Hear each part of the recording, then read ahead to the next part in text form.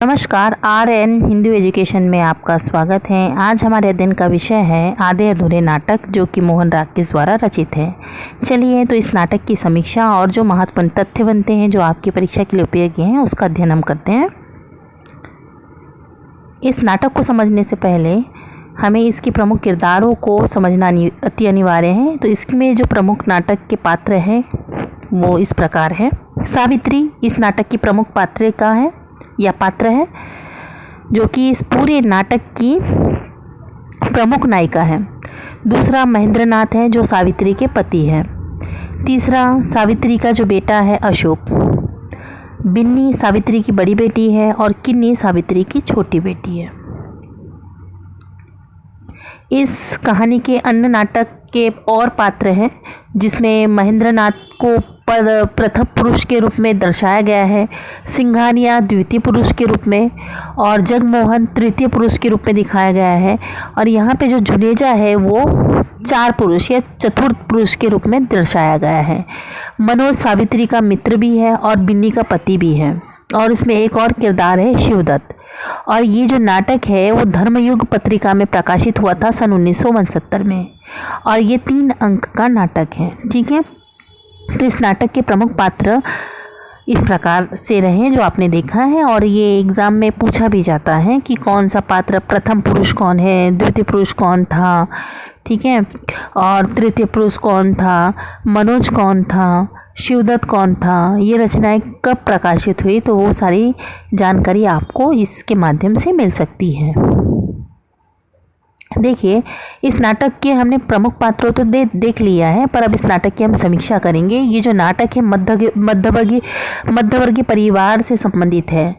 तो इस नाटक में जो आंतरिक मध्यवर्गीय परिवार, संपूर्ण मध्यवर्गीय परिवार में आंतरिक कलह का चित्रण यहाँ पे किया गया है।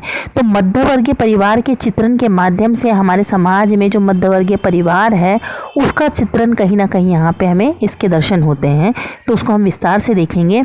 फिर स्त्री पुरुष संबंधों की त्रासदी का चित्रण इस नाटक में किया गया है कि स्त्री पुरुष के संबंध किस तरह से बनते और बिगड़ते हैं और किस तरह से उनमें विघटन की समस्या उत्पन्न हो जाती है, किस तरह से स्त्री पुरुष के संबंध इतने खराब हो जाते हैं कि तलाक की समस्या उत्पन्न हो जाती है, या स्त्री पुरुष को कुछ और गलत काम करने पड़ते हैं। जो इस तरह की परिस्थिति बनती है उन सब का चित्रण इस नाटक में किया गया है। परिवार विघटन की समस्या के कारण बताया गया है कि परिवार किस तरह से विघटित होता है, किस तरह से जब घर में खाने के लाले आ जाते हैं और तो किस तरह से स्त्री पुरुष के जो व्यवहार है, विचार है, किस तरह से परिवर्तित हो जाते हैं, उसको भी दर्शाने का प्रयत्न किया है। स्त्री पुरुष का अधूरापन, किस तरह से स्त्री पुरुष एक साथ रहने के बाद भी कहीं ना कहीं स्त्री और पुरुष अपने आप को अधूरा महसूस करते हैं, उसको भी यहाँ पे दर्शाने का प्रयत्न किया है। तो इसकी हम समीक्षा करेंगे। आधुनिक नारी की बदलती मानसिकता किस तरह से है, उसके भी दर्शन इस नाटक में होते हैं और ये नारी विमर्श का केंद्र भी है। तो इन सब की जो समीक्षा है वो हम इस नाटक में करने वाले हैं। और इनमें ये जो है ये मुख्य मुद्दे जो दिए हैं वही मुख्य मुद्दों को आधार बनाकर हम पूरे नाटक की कथा वस्तु या उसकी समीक्षा करते हैं। मोहन राकेश द्वारा लिखा गया यह नाटक, ये प्रमुख नाटक है आधे अधूरे। यह नाटक सामाजिक विसंगतियों को लेकर लिखा गया है। इस नाटक में कहीं भी पूर्णता नहीं है, सब आधे अधूरे हैं। जैसे कि टाइटल है, हमारा नाम का टाइटल है आधे अधूरे, वैसे यहाँ पे जितने भी किरदार हैं सब आधे अधूरे ही हैं, वो पूर्ण रूप से पूर्ण हुए ही नहीं हैं। आधे अधूरे स्त्री पुरुष के बीच के लगाव और तनाव की कहानी है। इसमें महेंद्रनाथ, सावित्री, अशोक, बिन्नी, किन्नी, जुनेजा, सिंघानिया, जगमोहन आदि प्रमुख पात्र हैं। अब देखिए, इस कहानी के प्रमुख पात्र भी हमने बता दिया आपको और किस पे आधारित है। सामाजिक विसंगतियों को लेकर बनाया गया नाटक है और मध्यवर्गीय परिवार की समस्या को यहाँ पे उजागर करने का प्रयत्न किया है। आधे अधूरे नाटक मध्यवर्गीय परिवार, शहरी परिवार की कहानी है। परिवार में पति पत्नी, एक पुत्र और एक बेटी है। पत्नी के 4 मित्र हैं। पति महेंद्रनाथ बिजनेसमैन है, उसे व्यापार में असफलता हाथ लगती है। पत्नी सावित्री अपने पति के पास काम नहीं होने के कारण नौकरी करने के लिए बाहर निकलती है। जाहिर सी बात है कि जब हमारे पति का या पुरुष का व्यापार ठप हो जाता है तो कहीं ना कहीं मजबूरी से स्त्री को घर से बाहर निकलना ही पड़ता है पति का हाथ बटाने। तब उसे पति के दायित्व बोध में कमी नज़र आती है। उसे लगता है कि वह सबसे बेकार आदमी है। जब स्त्री बाहर कमाने जाती है तब उसको कहीं ना कहीं ऐसा महसूस होता है कि मेरा जो पति है वो अपने दायित्व को निभा नहीं पा रहा है और उसको उसके दायित्व की कमी नज़र आने लगती है और वो उसको ऐसा लगता है कि मेरा आदमी ही सबसे बेकार है। यह संपूर्ण मनुष्य नहीं है। बाहर निकलने पर सावित्री की मुलाकात 4 लोगों से होती है। एक धनी व्यक्ति है जो मित्र स्वभाव का है, वह सज्जन है। दूसरा डिग्री धारक व्यक्ति शिवदत्त है जो सारे संसार में घूमता रहता है, वह एक निष्ठ नहीं है। तीसरा सामाजिक व्यक्ति मनोज है, वह सावित्री की दोस्ती तो करता है परंतु उसकी बेटी से प्रेम विवाह करता है। चौथा व्यक्ति एक व्यापारी है, वह चालाक और घटिया किस्म का आदमी है। जब सावित्री जॉब करने बाहर निकलती है तब उसकी मुलाकात 4 मित्रों से होती है और 4 अलग अलग प्रकार के व्यक्ति रहते हैं। तो इसमें बताया गया है कि एक व्यक्ति धनी है और स्वभाव उसका मित्र स्वभाव है और सज्जन भी है। दूसरा व्यक्ति शिवदत्त है और वो पूरे संसार में घूमते रहता है, ठीक है, पर एक निष्ठ नहीं है। और तीसरा जो व्यक्ति है मनोज, ये मनोज जो होता है वो सावित्री का मित्र होता है और सावित्री का मित्र होने के साथ ही वो उसकी बेटी को क्या करता है, बेटी को प्रेम में फंसाता है और वो उसे विवाह करके उसको ले जा लेता है। और जो चौथा व्यक्ति है वो व्यापारी है और वो भी बहुत चालाक है और वो भी कहीं ना कहीं सावित्री का उपयोग करता है। 40 वर्षीय सावित्री, उसके चेहरे पर अभी भी चमक बरकरार है। अपनी ज़िंदगी के खालीपन को भरने के लिए वह एक संपूर्ण पुरुष की तलाश में रहती है। कहीं ना कहीं उसको अपनी ज़िंदगी में खालीपन, अधूरापन लगता है और उसको भरने के लिए वो एक संपूर्ण पुरुष की तलाश करने लगती है कि जो उसका भरण पोषण भी करे, उसको समझे भी और उसकी शारीरिक आवश्यकता को पूर्ण करे, ऐसा उसे लगता है। इस क्रम में वह उपयुक्त पुरुषों के संपर्क में आती है और इसी अधूरेपन को भरने के लिए वो इन 4 पुरुषों के संपर्क में आती है, परंतु इनसे संपर्क बनाकर भी उसे पूर्णता का एहसास नहीं होता। अब इसे संपर्क तो बना लेती है पर भी कहीं ना कहीं उसको अधूरापन लगता ही रहता है। प्रत्येक व्यक्ति अपने अपने ढंग से अपने अपने स्वार्थ की पूर्ति के लिए उसका उपयोग करता है। पहला व्यक्ति मित्र ढंग का है। अपनी स्त्री से उसकी पत्नी को छोड़कर वह सावित्री के साथ संबंध बनाता है, लेकिन जब वह बीमार होता है तो पुनः सावित्री के पास से लौटकर अपनी पत्नी के पास वापस आ जाता है। देखिए, इसमें बताता है कि वह अपनी पत्नी से लड़ाई करता है या उससे पटती नहीं तो वो सावित्री के पास आ जाता है, परंतु जब बीमार होता है तब उसे ऐसा लगता है, तब समझ में आता है कि उसकी पत्नी है और वहीं पर उसकी देखभाल या उसका संरक्षण हो सकता है। तो वो क्या करता है, सावित्री को छोड़कर पुनः अपनी पत्नी के पास चले जाता है। तो यही तो परिवार का एक फ़ायदा होता है कि व्यक्ति चाहे कितने भी सुख में या जब उसके पास सब कुछ आ जाता है तो वो अपने परिवार को भले ही भुला दे, पर जब दुख पड़ता है, परेशानी आती है तो लौटकर वापस अपने परिवार में ही आता है। मनोज सावित्री से मित्रता तो करता है, पर सावित्री की बेटी बिन्नी को प्रेम पाश में बांधकर उसके साथ भागकर शादी रचाता है। जब बेटी को एहसास होता है कि उसने जिस इच्छा से मनोज को अपनाया था वो पूरी ही नहीं हो रही है, तो वह भी अपनी माँ के पास वापस लौट कर आ जाती है। देखिए, उसे भी, जो बिन्नी है, उसको भी ऐसा लगता है कि जिस उद्देश्य से उसने शादी की थी कि वो उसके जीवन के अधूरेपन को दूर करेगा, परंतु वो उसके जीवन को पूर्ण नहीं कर पाता। उसे ऐसा लगता है कि अभी भी कोई मतलब जिस उद्देश्य से उसने विवाह किया वो उद्देश्य पूरा नहीं हुआ और जिसको उसने प्रेम करके अपना पति बनाया वो कहीं ना कहीं उसकी माँ के साथ भी था या उसका माँ का मित्र भी था, ऐसा उसे लगता है। और उस अकेलेपन को वो दूर नहीं कर पाया, ऐसा उसे लगता है और वो उसको छोड़कर पुनः अपने घर आ जाती है।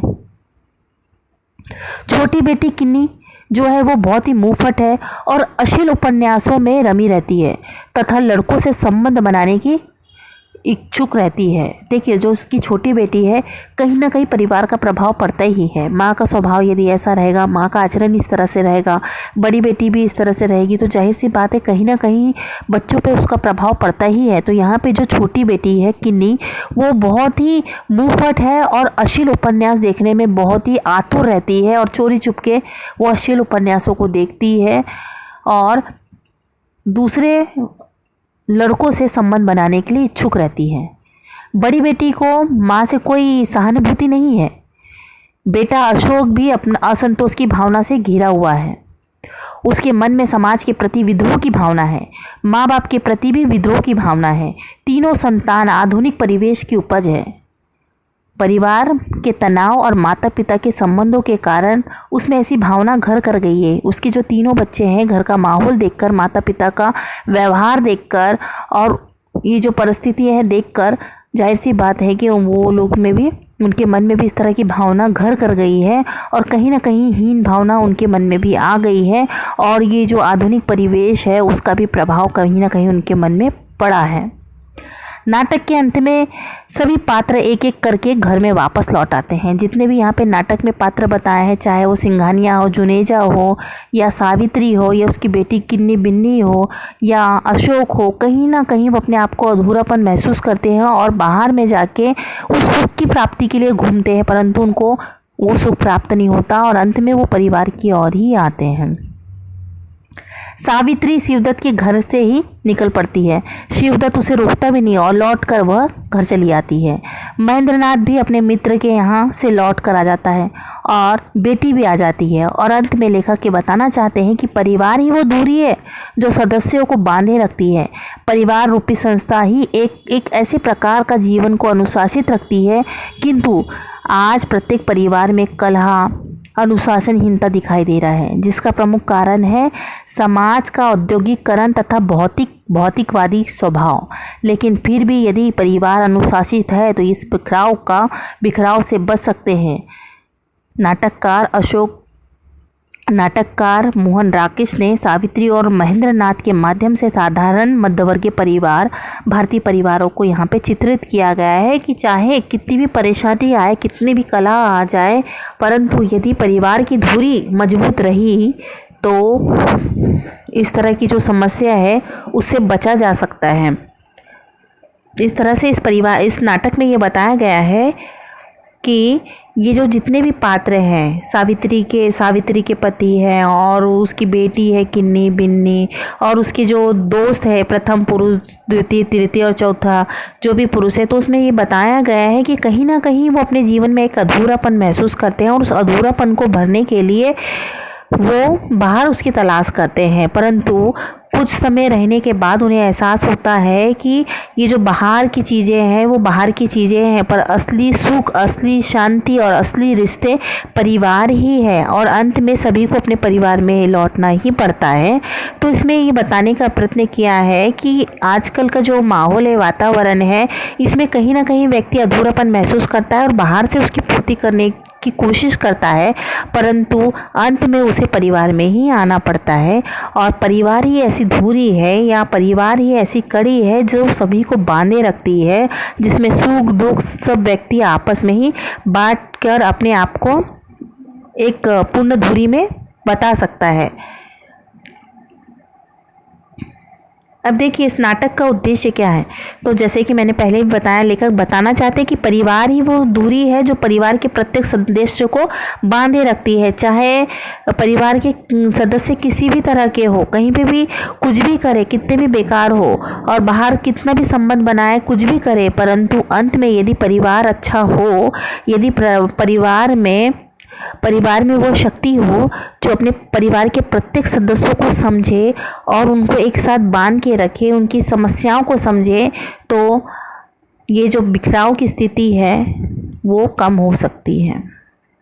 और इसमें ये भी बताया है कि परिवार ही वो धुरी होती है जो परिवार को बांध के रखती है। यदि माता पिता अच्छे हैं, माता पिता में प्रेम है और घर की शासन प्रशासन व्यवस्था, घर की शासन प्रशासन या जीवन आवश्यक वस्तु पूरी होती है तो घर में कलह नहीं होता है, सुख शांति संतोष रहता है।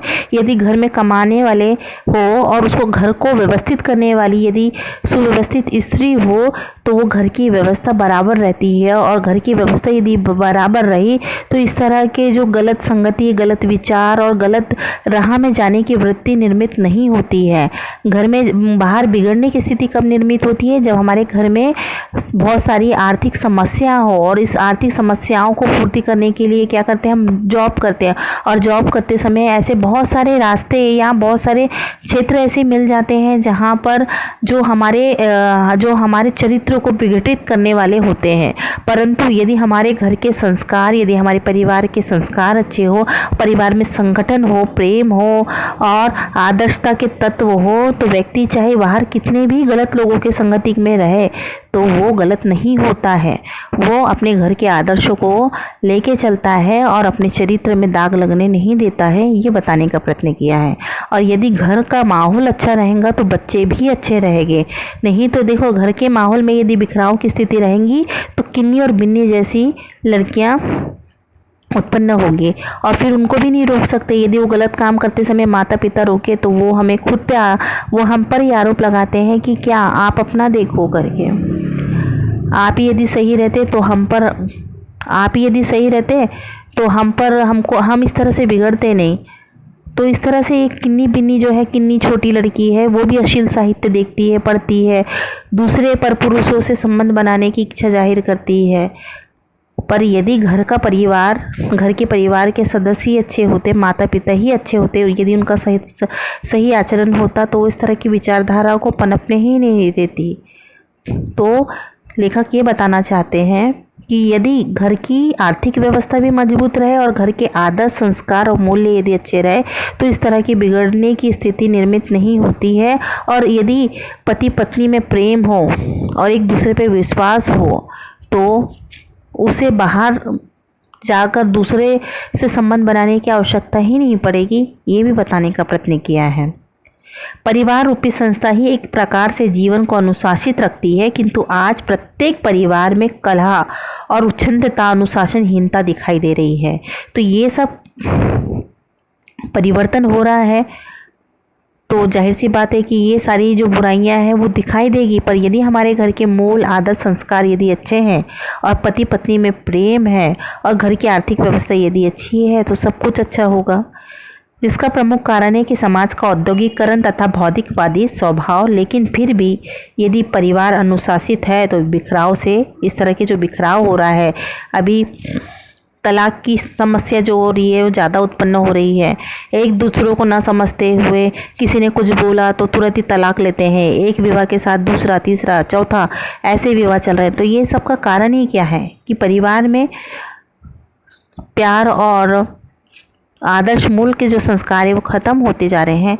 और यदि हमें ये व्यवस्था को बचाए रखना है तो हमारे घर में प्रेम, अनुशासन और हमें एक दूसरे पे विश्वास की जो नींव है वो मजबूत होनी चाहिए और हमारे घर के आदर्श योग्य होना चाहिए, सही होना चाहिए, जिससे बच्चों में अच्छे संस्कार पड़ेंगे और बच्चे इस तरह के जो मार्ग है उसमें जाने से बचेंगे। और यदि चली भी गए तो अपने आदर्शों के कारण पुनः वापस आ जाएंगे और वो उन आदर्शों को बचा के रखेंगे। तो आशा करते हैं कि आपको ये जो नाटक है वो समझ में आया होगा। धन्यवाद।